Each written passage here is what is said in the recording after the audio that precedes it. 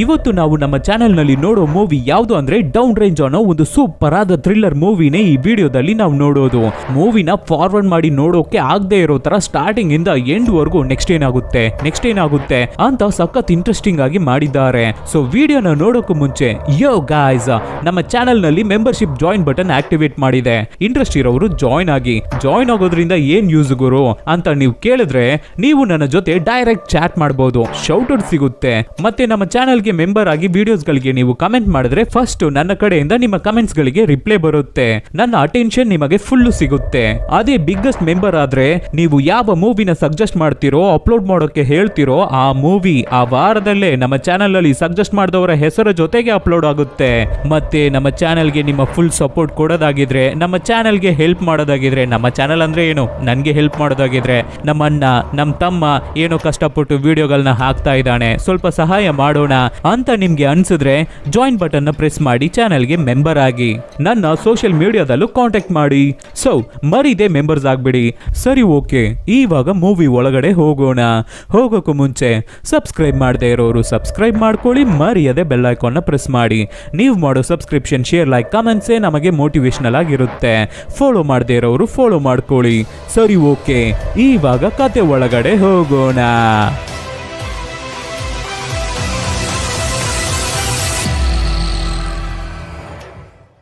Opening scene ನಲ್ಲಿ ಒಂದು 6 friends, 3 ಹುಡುಗರು 3 ಹುಡುಗಿಯರು ಕಾರಲ್ಲಿ ಎಲ್ಲಿಗೋ ಹೋಗ್ತಾ ಇದ್ದಾರೆ. ಹಾಗೆ ಹೋಗ್ತಾ ಇರ್ಬೇಕಾದ್ರೆ ಸಡನ್ ಆಗಿ ಕಾರ್ ಪಂಚರ್ ಆಗಿ ಕಂಟ್ರೋಲ್ ಮಿಸ್ ಆಗ್ತಾ ಇದೆ. ಆಮೇಲೆ ಹೇಗೋ ಕಾರ್ನ ಕಂಟ್ರೋಲ್ ಮಾಡಿ ಸ್ಟಾಪ್ ಮಾಡ್ತಾರೆ. ಕಾರ್ ಇವಾಗ ಸೆಂಟರ್ ರೋಡ್ ಅಲ್ಲಿ ನಿಂತಿದೆ. ಸುತ್ತಮುತ್ತ ನೋಡಿದ್ರೆ ಒಬ್ರನ್ನು ಕಾಣ್ತಾ ಇಲ್ಲ. ಒಳ್ಳೆ ಡೆಸರ್ಟ್ ತರ ಇದೆ, ಡ್ರೈ ಲ್ಯಾಂಡ್ ಅದು. ಇವಾಗ ಎಲ್ಲರೂ ಟೆನ್ಷನ್ ಆಗಿ ಕಾರ್ ಬಿಟ್ಟು ಇಳಿತಾರೆ. ಆಲ್ರೆಡಿ ನಾನು ಹೇಳ್ದಂಗೆ 3 ಹುಡುಗರು 3 ಹುಡುಗಿಯರು ಕಾರಿಂದ ಇಳಿತಾರೆ.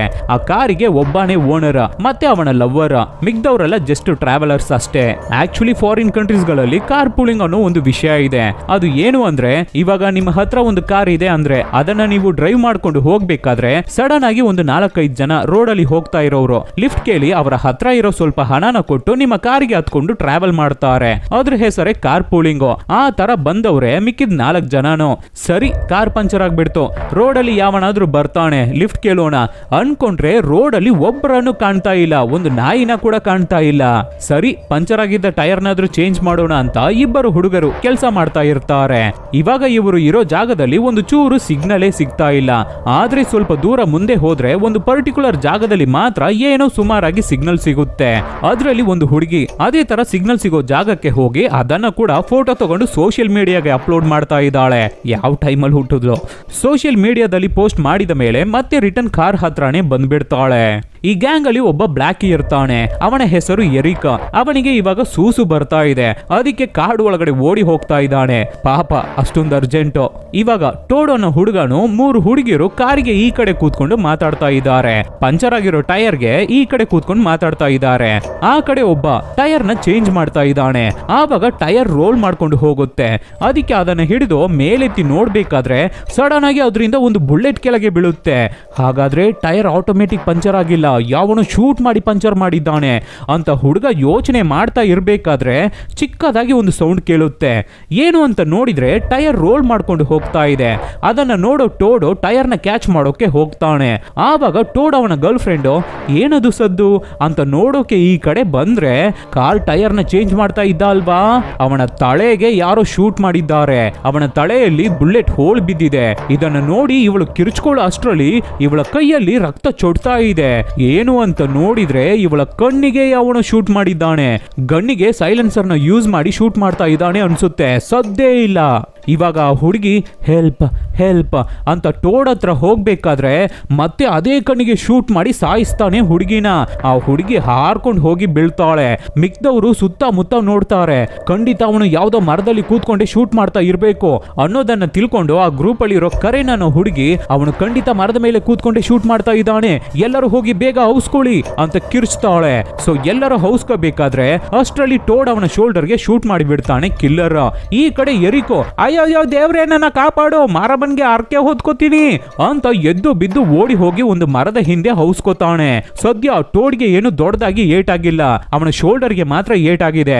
ಅವನು ಕಾರ್ ಹಿಂದೆ ಹೌಸ್ಕೊಂಡಾಯ್ತು. ಇವಾಗ ಇನ್ನ ಇರೋದು ಇಬ್ಬರು ಹುಡುಗರು, ಇಬ್ಬರು ಹುಡುಗಿರು. ಇಷ್ಟೊತ್ತು ಆ ಕಿಲ್ಲರ್ ಸೈಲೆನ್ಸರ್ ನ ಹಾಕೊಂಡು ತಾನೇ ಶೂಟ್ ಮಾಡ್ತಾ ಇದ್ದ.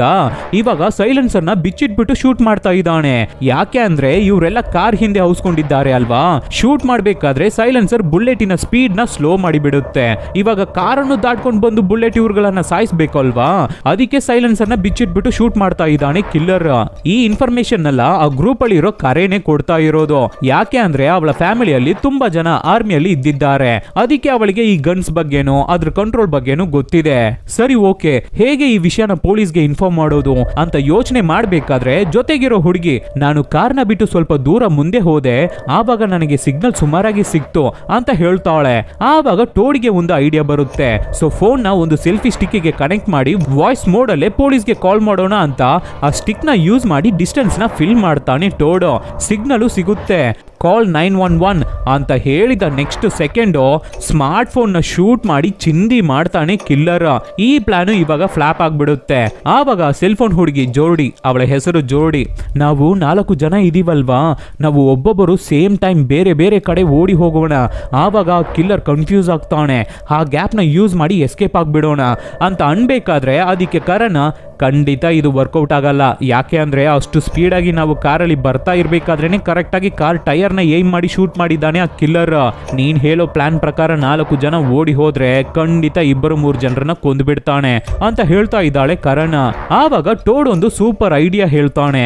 ಇವಾಗ 3 ಅಡಿ ದಾಟಿದ್ರೆ ಫೋನ್ ಅಲ್ಲಿ ಸಿಗ್ನಲ್ ಸಿಗುತ್ತೆ ಅಲ್ವಾ, ಸೊ ಕಾರನ್ನ ಹಿಂದಕ್ಕೆ ಮೂವ್ ಮಾಡ್ಬಿಡೋಣ. ಹಾಗೆ ಮಾಡ್ಬಿಟ್ರೆ ಪೊಲೀಸರಿಗೆ ಕಾಲ್ ಮಾಡಬಹುದು, ಖಂಡಿತ ಕಿಲ್ಲರ್ ಹತ್ರ ಇಂದ ನಾವು ತಪ್ಪಿಸ್ಕೋಬಹುದು ಅಂತ ಹೇಳ್ಬೇಕಾದ್ರೆ ಅದಕ್ಕೆ ಕರಣ್, ನೀನು ಕಾರ್ನ ಮೂವ್ ಮಾಡಬೇಕು ಅಂದ್ರೆ ಫಸ್ಟ್ ಕಾರಿಗೆ ಕೀ ಹಾಕಬೇಕು, ಆಮೇಲೆ ಗಿಯರ್ ನ ನ್ಯೂಟ್ರಲ್ ಮಾಡಬೇಕು. ಅದು ಮಾತ್ರ ಇಲ್ಲ, ಇವಾಗ ಕಾರ್ ಡೌನ್ ಅಲ್ಲಿ ನಿಂತಿದೆ, ನ್ಯೂಟ್ರಲ್ ಮಾಡಿದ ತಕ್ಷಣ ಕಾರ್ ಮುಂದೆ ಹೋಗುತ್ತೆ. ಸೊ ನ್ಯೂಟ್ರಲ್ ಮಾಡಿದ ತಕ್ಷಣ ನೀನು ಕಾರಿಂದ ಇಳಿದು ಓಡಿ ಬಂದು ನಮ್ ಜೊತೆ ಸೇರ್ಕೊಂಡು ಕಾರ್ನ ಹಿಂದಕ್ಕೆ ತಳ್ಳಬೇಕು, ಆವಾಗ್ಲೇನೆ ಆಗೋದು. ಆಮೇಲೆ ಪೊಲೀಸ್ಗೆ ನೀನ್ ಹೇಳ್ದಂಗೆ ಫೋನ್ ಮಾಡಿ ಈ ಕಿಲ್ಲರ್ ಹತ್ರ ಇಂದ ನಾವು ತಪ್ಪಿಸ್ಕೋಬಹುದು ಅಂತ ಹೇಳ್ತಾಳೆ ಕರೇನ್. ರಿಸ್ಕ್ ಆಗಿದ್ರು ಪರವಾಗಿಲ್ಲ, ಇದನ್ನ ಮಾಡೋಣ ಅಂತ ಡಿಸೈಡ್ ಮಾಡಿ ಟೋಡು ಕಾರಿಗೆ ಕೀನ ಹಾಕೋಕೆ ಹೋಗ್ತಾನೆ. ಆವಾಗ ಕರೇನ್ ಆ ಕಿಲ್ಲರ್ ನ ಡೈವರ್ಟ್ ಮಾಡೋದಕ್ಕಾಗಿ ಅವಳು ಹಾಕಿರೋ ಜರ್ಕಿನ್ ನ ಬಿಚ್ಚಿ ಒಂದು ಕಡೆ ವ್ಯಕ್ತಿ ನಿಂತಿರೋ ಹಾಗೆ ಮಾಡ್ತಾಳೆ. ಆವಾಗ ಜೋಡಿ ಫೋನ್ ಅಲ್ಲಿ ವಿಡಿಯೋ ಮಾಡ್ತಾ ಇದ್ದಾಳೆ. ಈ ಕಡೆ ಎರಿಕೋ ಅದನ್ನ ವಿಡಿಯೋ ಮಾಡ್ತಾ ಇದ್ದಾನೆ. ಆ ಕಿಲ್ಲರ್ ಎಲ್ಲಿಂದ ಶೂಟ್ ಮಾಡ್ತಾ ಇದ್ದಾನೆ ಅನ್ನೋದನ್ನ ತಿಳ್ಕೋಬೇಕು ಅಂತ. ಇವಾಗ ಟೋಡು ಕಾರ್ ಒಳಗಡೆ ಹೋಗಿ ಕೀನ ಹಾಕಾಯ್ತು. ಗಿಯರ್ ನ ನ್ಯೂಟ್ರಲ್ ಮಾಡೋ ಅಷ್ಟರಲ್ಲಿ ಆ ಕಿಲ್ಲರ್ ವಿಷಯನ ತಿಳ್ಕೊಂಡು ಬಿರ್ರಿ ಶೂಟ್ ಮಾಡ್ತಾನೆ. ಅದಕ್ಕೆ ಟೋಡು ಹೆದರ್ಕೊಂಡು ಕಾರ್ ಬಿಟ್ಟು ಕೆಳಗಡೆ ಇಳಿದು ಬಿಡ್ತಾನೆ. ಇವಾಗ ಜೋಡಿ ಹುಡುಗಿ ವಿಡಿಯೋ ಮಾಡಿದಿಲ್ಲಲ್ವಾ, ಅದನ್ನ ಇವರು 3 ಜನನು ನೋಡ್ತಾರೆ. ಈ ಕಡೆ ಎರಿಕೋ ಅವನ ಫೋನ್ ಅಲ್ಲಿ ನೋಡ್ತಾನೆ. ಆವಾಗ್ಲೇನೆ ಆ ಕಿಲ್ಲರ್ ಎಲ್ಲಿಂದ ಶೂಟ್ ಮಾಡ್ತಾ ಇದ್ದಾನೆ ಅಂತ ಇವ್ರುಗಳಿಗೆ ಗೊತ್ತಾಗುತ್ತೆ. ಆ ಕಿಲ್ಲರ್ ಒಂದು ಮರದ ಟಾಪ್ ಅಲ್ಲಿ ಕೂತ್ಕೊಂಡು ಶೂಟ್ ಮಾಡ್ತಾ ಇದ್ದಾನೆ. ಇವಾಗ ಟೋಡು ಕಾರಲ್ಲಿ ಕೀನ ಹಾಕ್ಬಿಟ್ಟಿದ್ದಾನೆ, ಆದ್ರೆ ಗಿಯರ್ ನ ನ್ಯೂಟ್ರಲ್ ಮಾಡಿಲ್ಲ. ಸೊ ಇವಾಗ ಇವನೇ ಮತ್ತೆ ಹೋಗ್ಬೇಕು.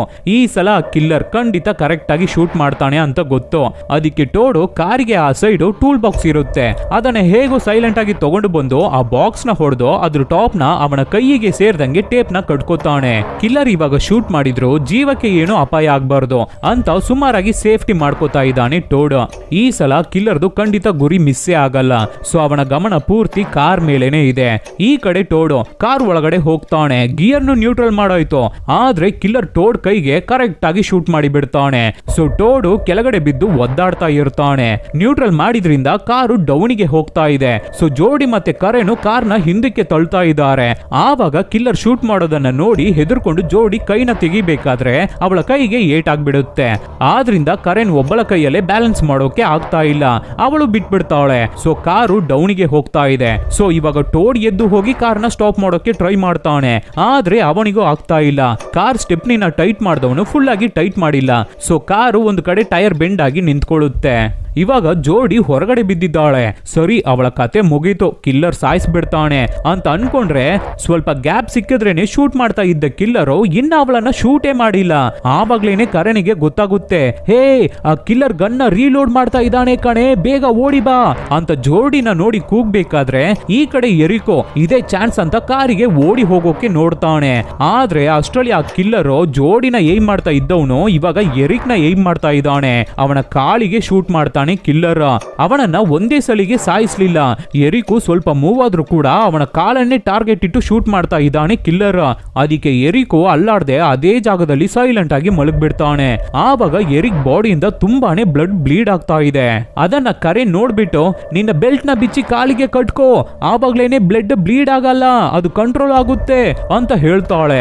ಅದೇ ತರ ಎರಿಕು ಮಾಡ್ಕೋತಾನೆ. ಈ ಕಡೆ ಟೋಡ್ಗೂ ಏಟಾಗಿ ಫುಲ್ ಬ್ಲೀಡ್ ಆಗ್ತಾ ಇದೆ ಅಲ್ವಾ. ಅದಕ್ಕೆ ಕರಣ್ ಒಂದು ಸುತ್ತಿಗೆನ ತಗೊಂಡು ಅದ್ರ ಎಡ್ಜ್ ನ ಮಾತ್ರ ಚೆನ್ನಾಗಿ ಹೀಟ್ ಮಾಡಿ ಬ್ಲೀಡ್ ಆಗ್ತಾ ಇರೋ ಕಡೆ ಇಡ್ತಾಳೆ.